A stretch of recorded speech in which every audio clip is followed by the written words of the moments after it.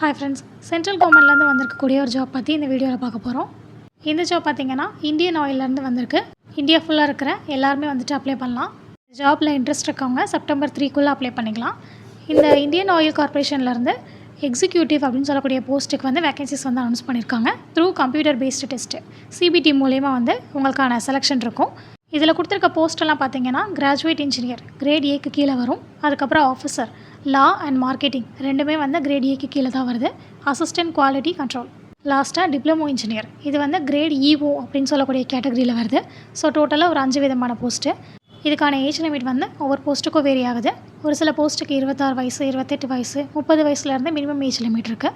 அந்தந்த category wise வந்து இந்த சென்ட்ரல் கவர்மெண்ட் நார்ம்ஸ் படி ரிலாக்ஸேஷன்ஸும் இருக்குது.